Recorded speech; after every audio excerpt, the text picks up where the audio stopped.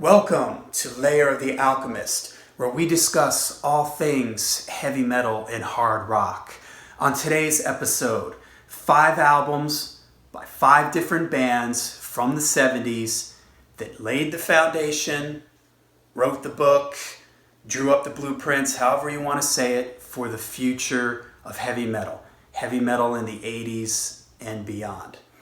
I could have picked a ton of different bands. I wanted to keep it to 5 for now, and the 5 that I picked, the 5 albums that I picked, they all kind of represent a little bit of a different aspect of heavy metal and where heavy metal would go in the future. And I wanted to do different bands because otherwise I could have had 5 Judas Priest albums. So, okay, here we go. In the order that these albums came out. From 1971, you knew they were going to be on this list. The Godfathers of Heavy Metal, Black Sabbath, their 3rd album, Master of Reality. Now, I could have put Paranoid in here. I could have put the first album in here. A lot of people say their first album is the first heavy metal album of all time. But I picked Master of Reality because, for a bunch of different reasons. It's the first Black Sabbath album and one of the first rock albums to be tuned down, which gives it a super dark and heavy sound. It's also an album that, in my opinion, birthed the genres not only of heavy metal, but of doom metal and stoner rock. Songs like Children of the Grave, with its chugging rhythm and its dark lyrics, Into the Void, the way he plays off of his low string and that super heavy verse riff. The lyrics on here are really dark, intense subject matter. Lord of This World, the feel, it has a slightly groove feel to it that the stoner rock people would pick up on. Even Solitude, even though it's kind of a mellow song, it's still kind of dark and trippy. So for me, this album is just from top to bottom super dark and super heavy. One of the heaviest albums certainly of its time, maybe even of the 70s. Next on my list, from 1976, Rainbow Rising. Fantastic, phenomenal album that would go on, in my opinion, to influence a lot of bands, a lot of traditional metal bands in the 80s and the power metal bands of the late 80s and the early 90s. The album cover alone, the whole fantasy theme of the cover. Also, Ritchie Blackmore, maybe one of the first guitar shredders that would go on to lay the foundation for people like Yngwie Malmsteen.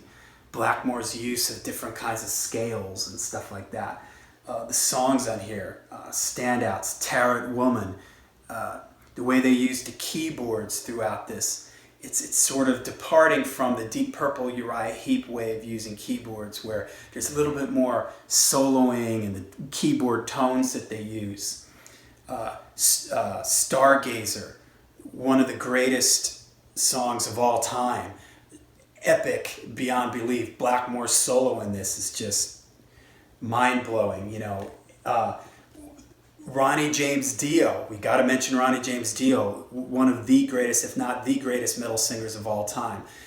And his fantasy lyrics on here, just laying the blueprint for power metal bands and bands in the future. So, 1976, Rainbow Rising.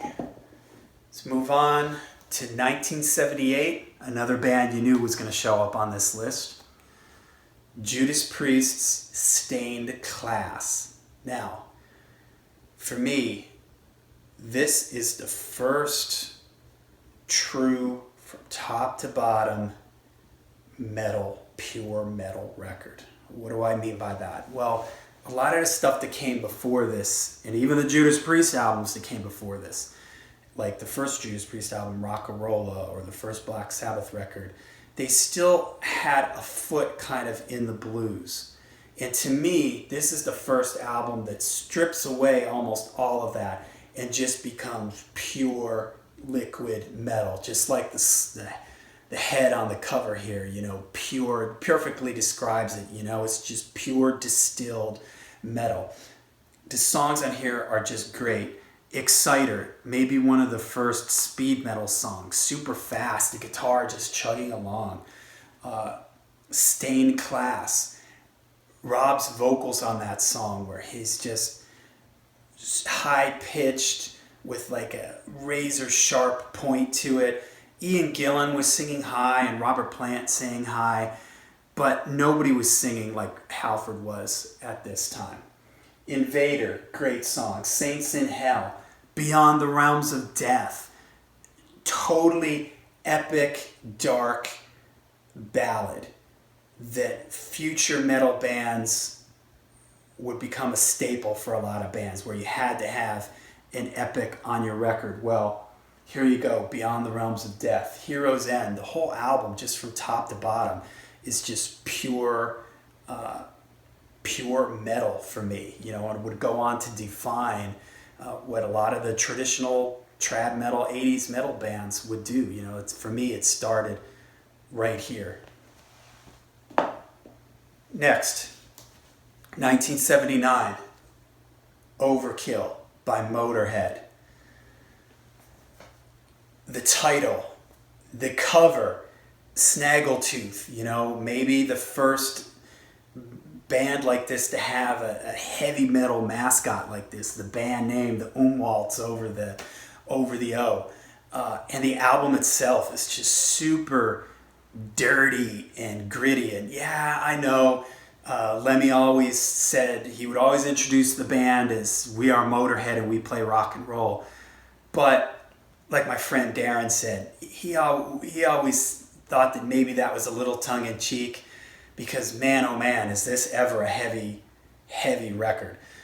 Dirty and grimy.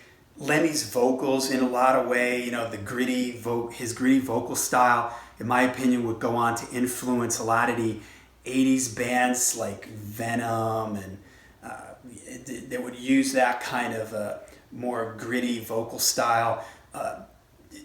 Tons of great songs on here. Stay Clean, Overkill, another one that maybe takes an influence from Exciter and dials it up even another notch, you know, with the fast double bass drum, foreshadowing speed metal and thrash metal. Metropolis, No Class, just a fantastic record that would be very influential for the metal bands that followed. The last out of my 5 albums that laid the foundation for the future of metal, 1979, Love Drive by the Scorpions. I initially was going to pick Taken by Force because I do love the Uli Roth era, but to me, this record, maybe even more so than any of the other ones that I listed previously, really foreshadows what's going to happen in the 80s and even hair metal. This album it's stripped down. It does away with the jamming and the psychedelic stuff that the Scorpions did before this, and it's just a really focused metal record. It's got a bunch of upbeat burners like Another Piece of Meat, I Can't Get Enough.